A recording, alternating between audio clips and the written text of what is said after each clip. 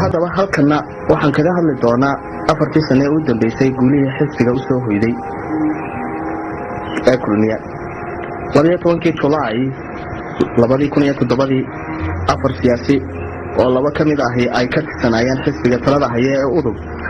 ayaa cadeeyay in ay ku biireen xisbiga mucaaradka ee kulmiye afarta xubnood oo kala ahaa wasiirkii hore ee duulista hawada mudane Abiib Diiriya Nuur gudoomiye ku-xigeenkii hore ee komishanka doorashooyinka qaranka Cabdilaahi Cabdi Cumar Cabdilaahi Jawaan oo isagu aan xisbina ka tirsanaan jirin iyo mujaahid Maxamed Xasan Cabdilaahi Jirib oo ka tirsanaa saraakiishii SNM oo isaguna waqtigaasi sheegay inaanu xisbi hore ku soo biirin iyo Cali Xasan Sheekhdon 31 Maarch 2008 ayaa si weyn waxa loogu guuleystay shirweynihii labaad ee xisbiga kulmiye oo socday 3 casho oo lagu soo doortay hoggaanka cusub ee xisbiga hoggaamin doona 5 sano gudoomiyaha oo loo doortay musharaxa gudoomiyaha xisbiga kulmiye mudane Xaaji Axmed Maxamed Maxamuud Sinaayo gudoomiye ku-xigeenka waxaa hantay Muuse Biixi oo helay 330 ergey codkood gudoomiye ku-xigeenka labaad ee xisbiga waxa ku guuleystay Cabdiraxmaan Cabdiqaadir oo helay codka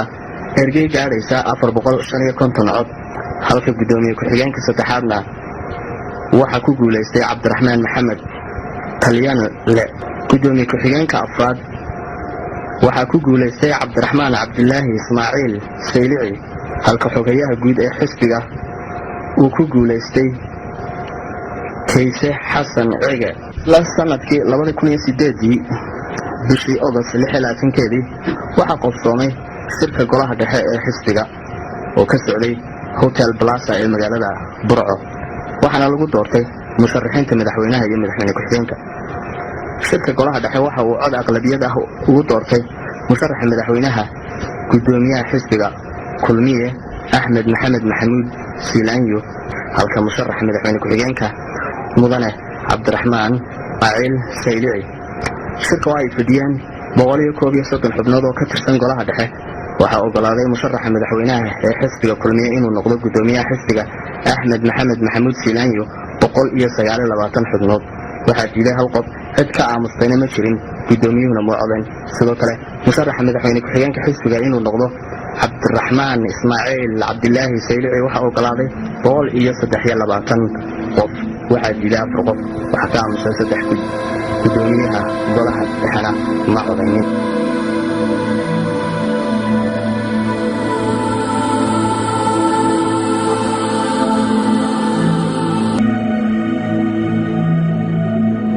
isla sanadkii 2008 ayaynu ku jirnaaye waxa bishii December 10keedii urur siyaasadeedka qaran ee sharciyadiisa jiritaankiisa muddada dheer lagu muransanaa waqtigaasi ayaa si rasmi ah shaaca uga qaaday inuu ku biiray xisbiga kulmiye isla markaana ay isla kaashan doonaan sidii kulmiye ugu guuleysan lahaa doorashooyinka madaxweynenimada ee la filayo 26 June 2010 inay ka dhacdo dalka haddii kulmiye ku guuleystana ay soomeyn doonaan dawlad wadaag ah oo ururka qaran qayb ka yahay munaasabad ballaaran oo goob joog ay ka ahayeen hogaamiyaasha labada dhinac Axmed Sinaayo iyo Dr. Gaboose mas'uuliyiin salsare iyo boqolaal ka mid ah taageerayaashooda ayaa waqtigaasi lagu qabtay Hotel Mansour ee magaalada Hargeysa halkaas oo ay si wada jir ah qalinka ugu duugeen heshiis ka koobnaa 5 qodob isla markaana mas'uuliyiinta xisbiga kulmiye ee munaasabada ka hadlay ay si reyn leh hoggaanka ururka qaran iyo taageerayaashoodaba ugu soo dhaweeyeen sida ayaa wargelinaa waa u shaqeynaa insha Allah billahi karim mahadnaq aad iyo aad ballaaran iyo ballanqaadka ay noo qaadeen walaalkay Gaboose iyo madaxda kale mas'uuliyiinta xisbiguna aad iyo aad baan u soo dhaweynaa waana qiimeynaa taasina insha Allah billahi karim awshul xaaloo wargelin doono weeye ilaa taasiiraas ay noo ballanaa wassalaamu calaykum waraxmatullaahi wabarakaatuh iyo guulaha xisbiga u soo hoyday waxaa siyaasiyiin fara badan oo ka tirsanaa garabka isbedel doonka udub ay ka biyadiideen qaabkii shirweynihii labaad ee xisbiga udub u qabsoomay ee uu hogaaminayay wasiirkii hore caafimaadka mujaahid Cabdilaahi Xuseen Iimaan Darawal ayaa wakhtigaasi caddeeyey in ay xisbiga kulmiye ku biireen ayna la galeen heshiis ay kula bahoobeen in ay mowqif ka wada yeeshaan arrimaha siyaasadda ee ku wajahan dalka, taas oo ay caddeeyeen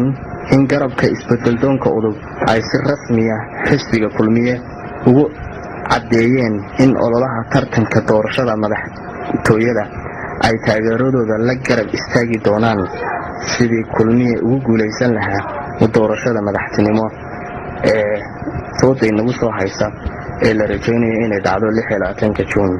2010. halkan waxaan ku soo gabagabeynaynaa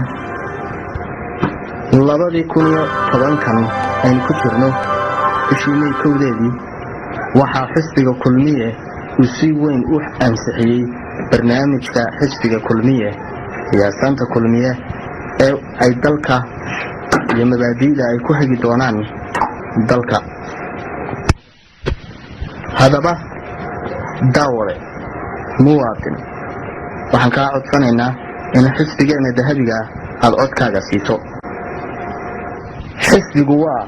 geed hadhaca ah oo ay hadsadaan bulshaweynta Somaliland ee gobol kasta iyo degmo kasta. waxa uu kulmiyaa aqoonyahan nooc kasta leh, waxa uu isu keenaa da'yar iyo da'weyn, wiil iyo waalid, reer magaal iyo reer miyi, xoolo dhaqato iyo beeraley, ganacsade iyo shaqaale. calaamadda xisbiga ee labada gacmood ee isa salaamaya waa gacanqaadkii beelaha Somaliland ay ku aasaaseen qaranka Somaliland 19 magaalada Burco. labada gacmood waxa ay matalayaan beelihii Esanam iyo kuwii aan ahayn Esanam oo inta ay gacanta isqabsadeen xididka u taagay qaranka Somaliland. kulmiya astaanta ka dhigtay si uu u muujiyo midnimada bulshaweynta Somaliland. waa mabda'a xisbiga kulmiye in la helo xukuumad loo dhan yahay, isku dheelitiran, xuquuqda muwaadinka ka dheer tahay eex iyo kala sooc, dal cadaaladu tahay midda hawl kasta lagu salaynayo,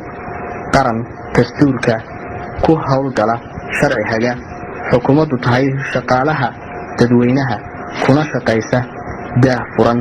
iyo la xisaabtan joogto ah. muwaadin, waa adiga oo labada gacmood ee bulshaweynta Somaliland isku salaantay 19 ka dabeeya oo ku soo biira xisbiga mustaqbalka iyo xukuumadda horumarka iyo cadaaladda. guusha labada gacmood iyo labada midab ee matalaya labada garab ee dadweynaha Somaliland ee sida buuxda ugu midoobay 18 May 19 iyo madashii Burco. waa Burco oo Boorame gacmaha qabsatay, waa Hargeysa oo hadaabtimo u gacan haadisay, waa Berbera oo Boocame u booqday, waa Salal iyo Sool oo gogol wada fadhiya, waa Ceerigaabo iyo Cayn oo hadhuub wadaagaya, waa madashii kulmiye oo kulmisay Somaliland min Looyacado ilaa Ceelaayo, waa calankii labada midab ee oo meel walba ka muuqda. way midowday oo way tashatay, way israacday oo way tuurtay qabiil, way dhaqaaqday oo way diiday yuurur aan horumar lahayn, way qubtay qurun iyo laaluush,